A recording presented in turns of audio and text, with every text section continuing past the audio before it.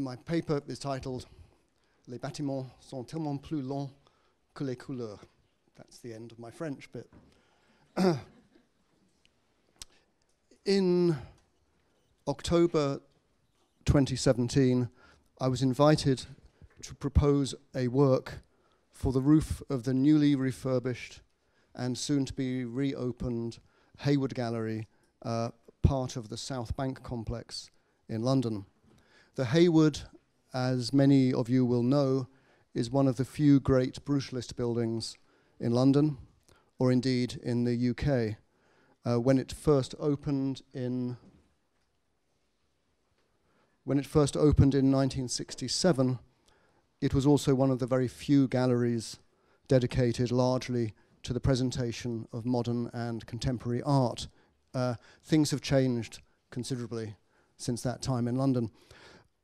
And of course, when Brexit happens, these buildings will be destroyed, and they will put up little versions of Buckingham Palace in their place, or mud huts, depending on how it goes.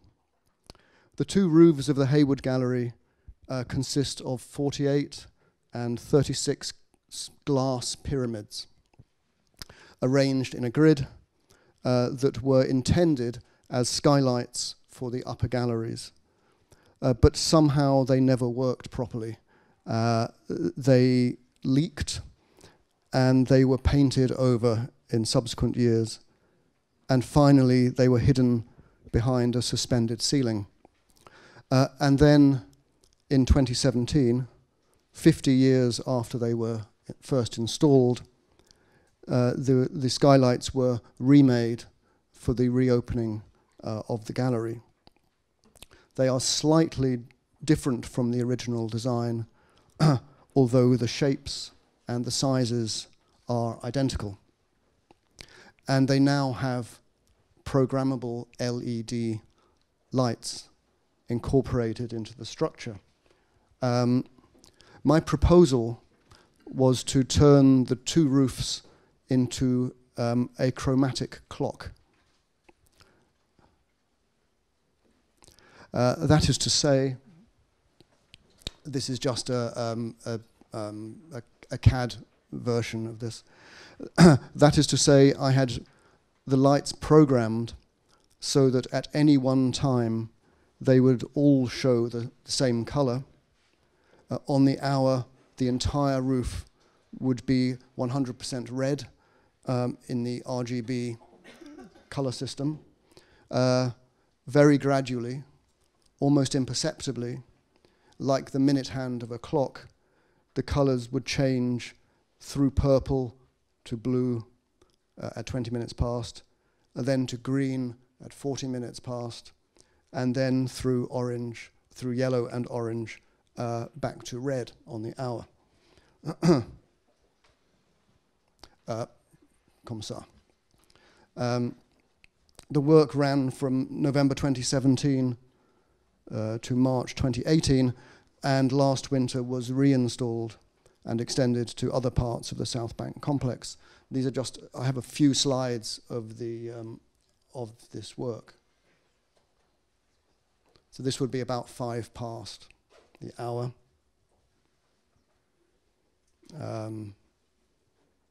You have to work it out yourselves.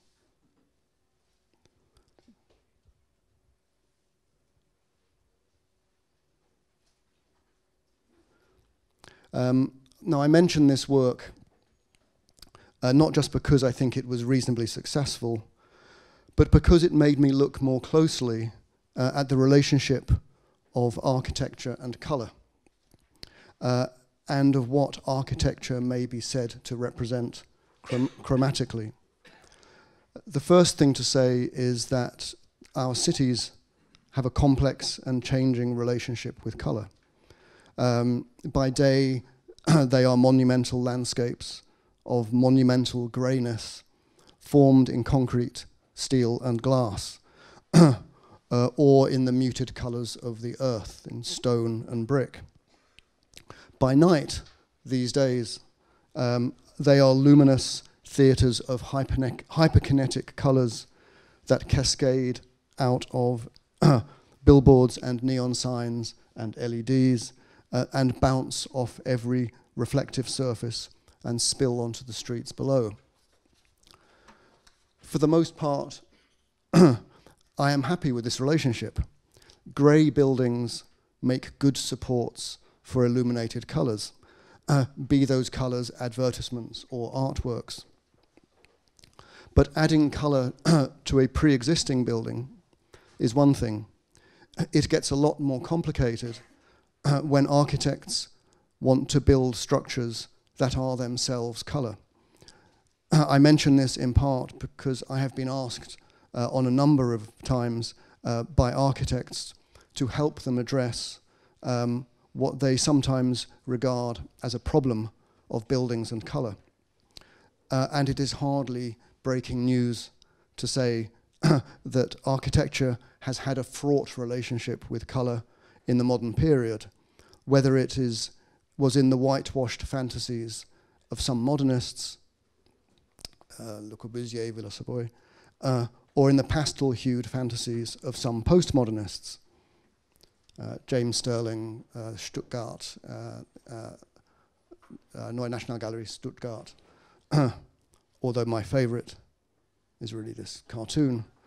But with a very few exceptions, such as the dwellings of Luis Barragan, colourful buildings do not seem to me to work very well or at all. So Barragan from Mexico City. This is the recently completed Renzo Piano St Giles in central London. For me at least, at best, these colours look arbitrary or self-conscious or an afterthought. At worst, they just look wrong, and I wish they weren't there. I've often wondered why this is. I don't think the problem lies with some underdeveloped chromatic ability amongst architects, although sometimes I do wonder. And equally, I don't think the problem can be solved by bringing someone like me in to advise on better colour choices, although I am open to offers. The problem, I have come to think, may lie with the different temporalities of colour and architecture. So what do I mean by this? The first thing to say, as I've argued elsewhere, is that colour is best thought of as an event. Contrary to what our brains constantly try to persuade us, colour is not a property of objects, colour does not inhabit materials, and colour is not attached to surfaces. Because colour is not securely attached to anything at all.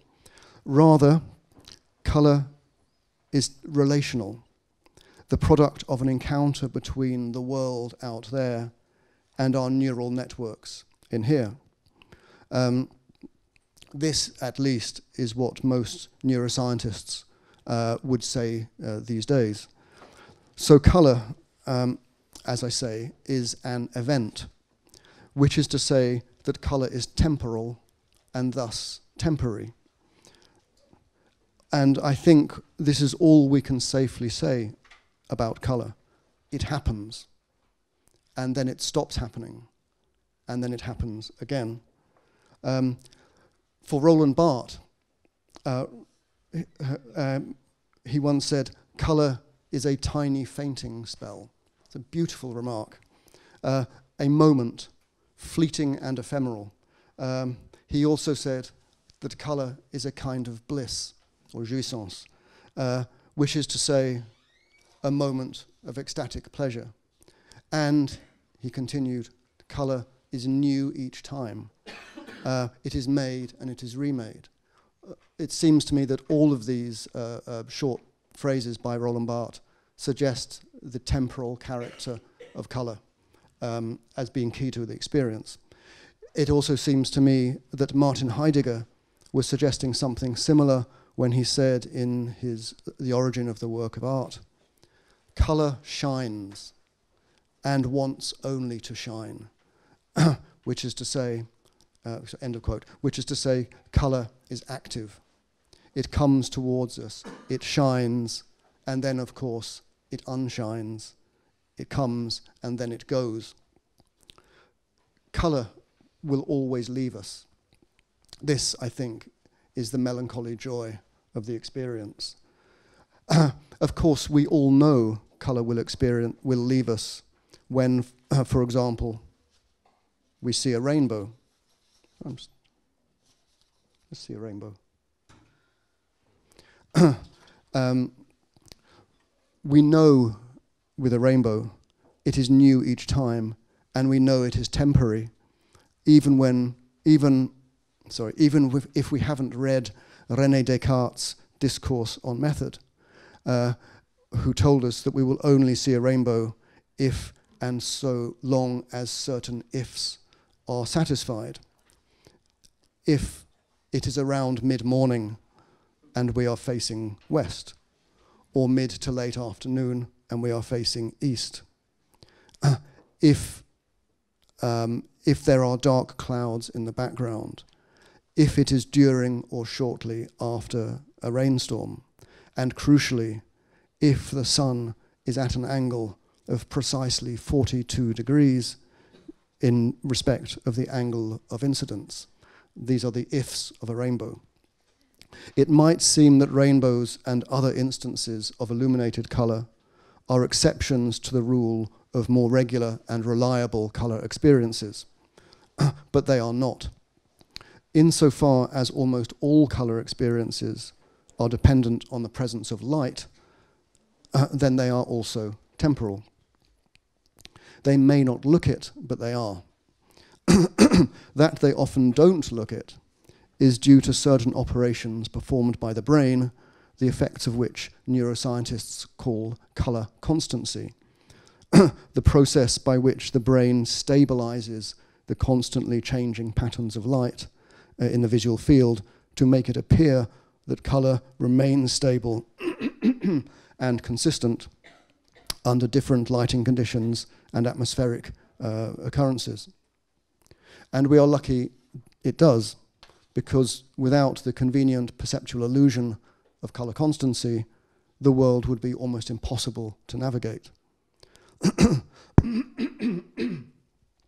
Incidentally, there are odd occasions when colour constancy fails, when, for example, there is limited lighting or not enough information in the visual field for the brain to do its chromatic calculations.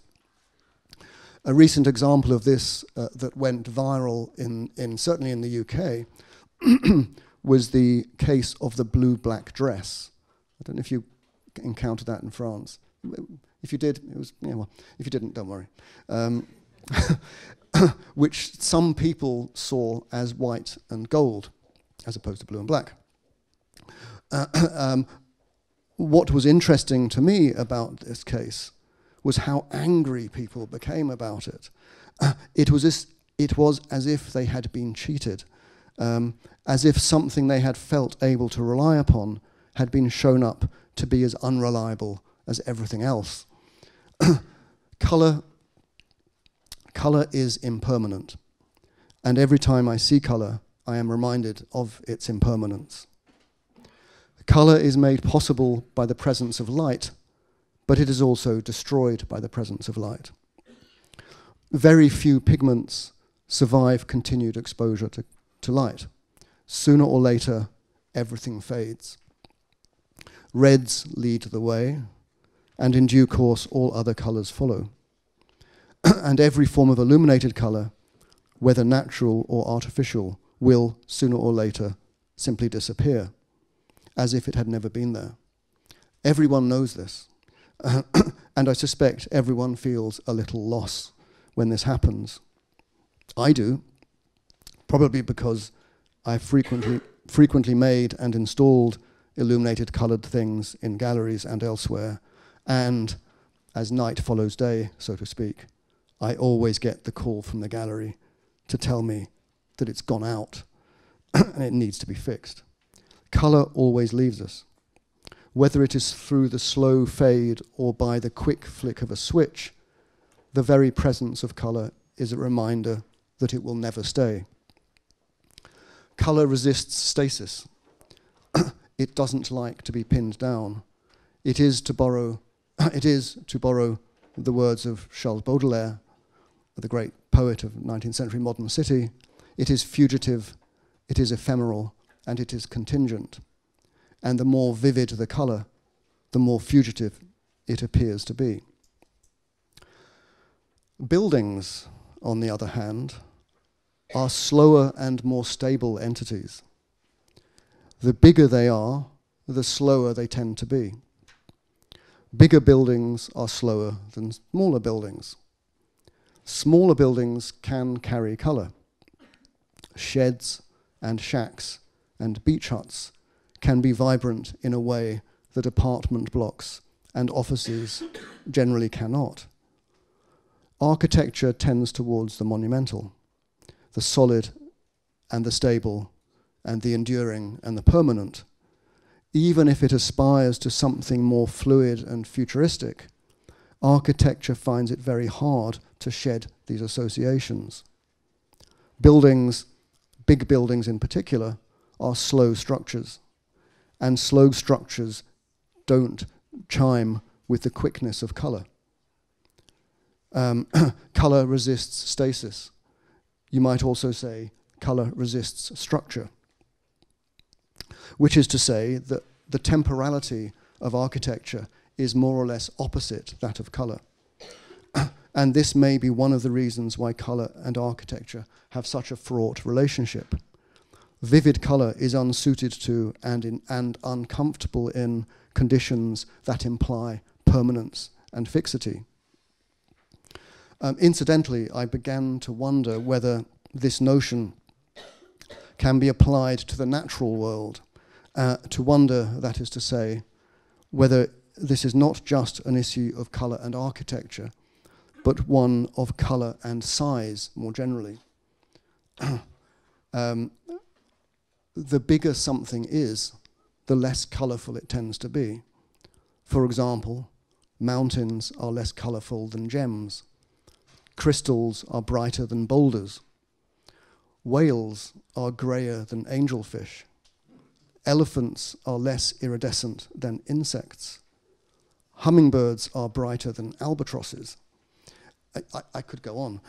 In the natural world, how many big things are also very colourful? And what about the colour of dinosaurs? A subject that's bothered me for a long time. Dinosaurs are habitually depicted as grey or green or greyish green. But there's very little evidence that this was necessarily the case. Is there any logic in the colour to size relationship? Can big also be bright?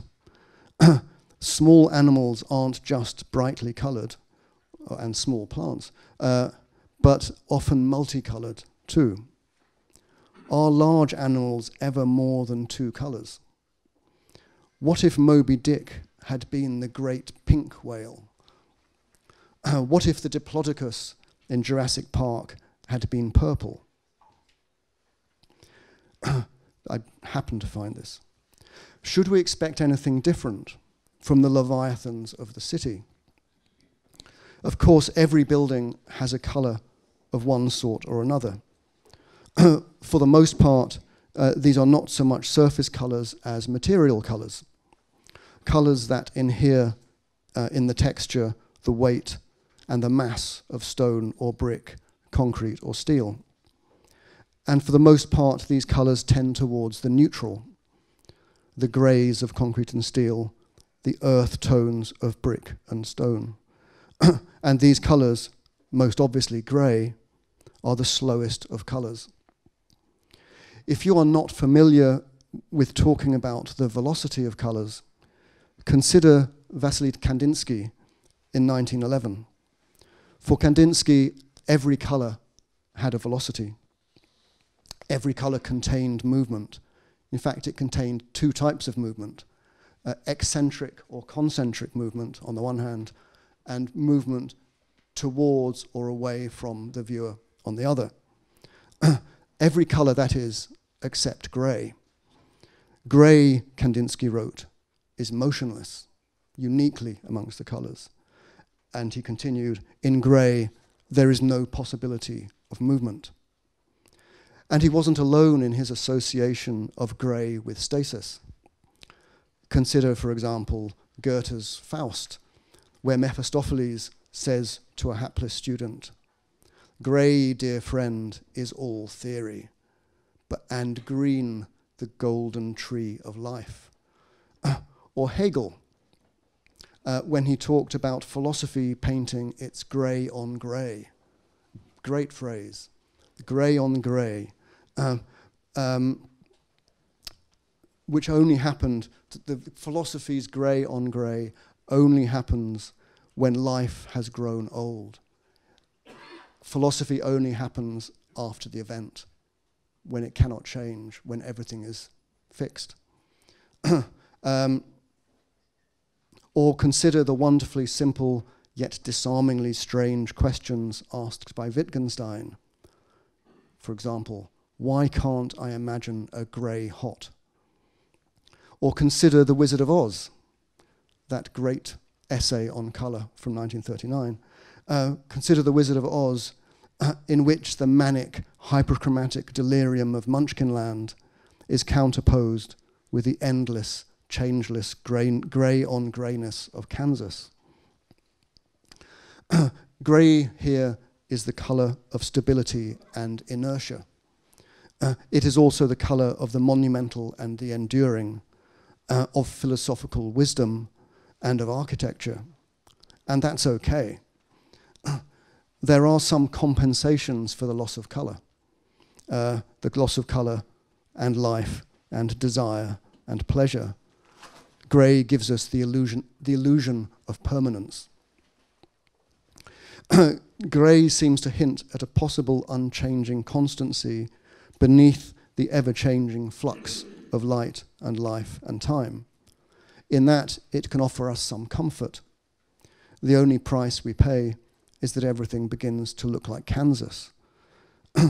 Thus, if colour is, as Roland Barthes said, new each time, grey is the same every time, or at least it is in theory. If colour localizes, grey generalizes. If colour particularizes, grey universalizes. Or at least that is what it appears to do. For example, there is an exhibition in London at the moment of works by the great photojournalist Don McCullin. Every image of war-torn Biafra or Vietnam, or of poverty on the streets of Britain and Ireland, every image is an immaculate, modulated surface of rich and varied greys. A close-toned close-up of a shell-shocked US Marine may have been taken in Vietnam during the Battle of Hue in 1968, but at some level, it also represents every other traumatized, blank-eyed foot soldier of every other war. Isn't that what monochrome photojournalism wants us to believe in? The consolation of the universal within the particular, the eternal within the momentary. I realize this slide is extremely inappropriate to that but stick with me. Do the grey halftones of a photograph somehow give us permission to look at the horrors and the wonders of life as if from the dispassionate standpoint of wisdom? And is it the same with buildings? In reality, the stability of grey is only notional. When you come to use actual greys, they, plural, reveal themselves to be far more complex and far more unstable colours. You only need to read the letters of Van Gogh when he's writing to his brother Theo about grey to see that the grey becomes this extraordinarily strange and rich colour in the hands of a painter. Gerhard Richter, the contemporary German artist, has also said similar in his diaries and notebooks. We'll leave that aside.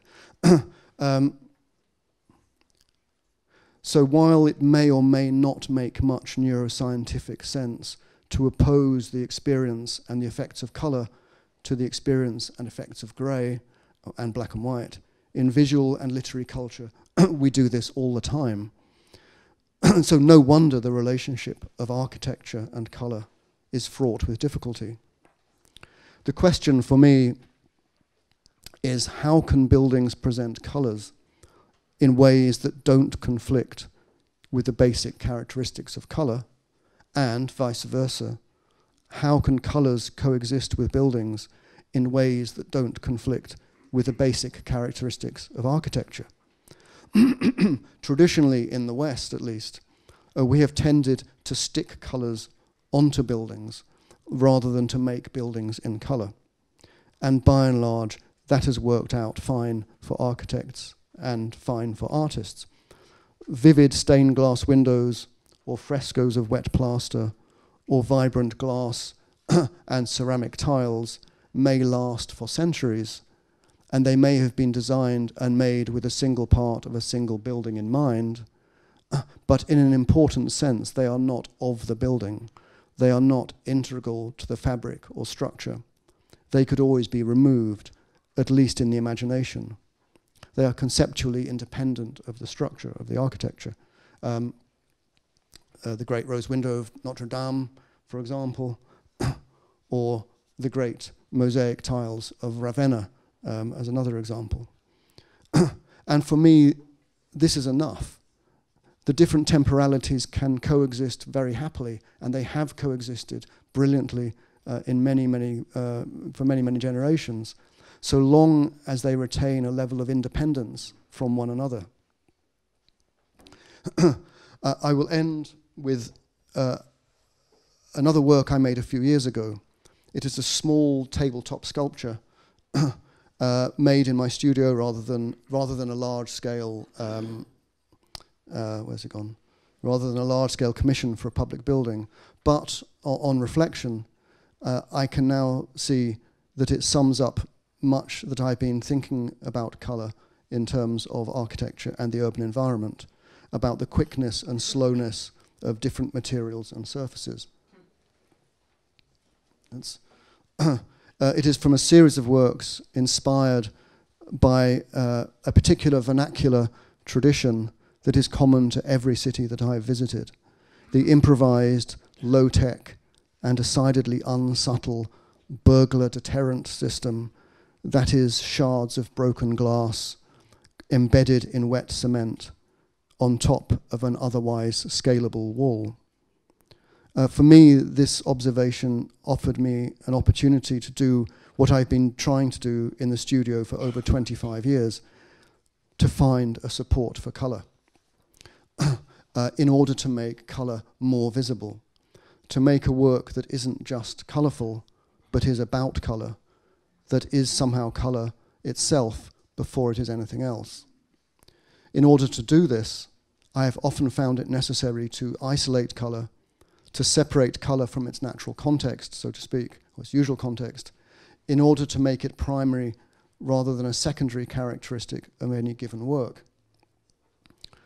For me, this concrete and glass relationship refers in microcosm to something of the larger relationships of colour in the city. Not just the difference between shiny and matte, or the transparent and the opaque, but the quick and the slow of the urban fabric. In preparing my talk for this conference, I also noticed something else, that the work, which is only about 80 centimetres across, now looks like a kind of maquette for the installation I made for the Hayward Gallery, a building that itself could be described as a concrete base with coloured glass stuck on top. And I will finish with another short remark by Wittgenstein from his posthumously published book, Remarks on Colour, and where Wittgenstein said, "Whatever looks luminous does not look grey." Thank you.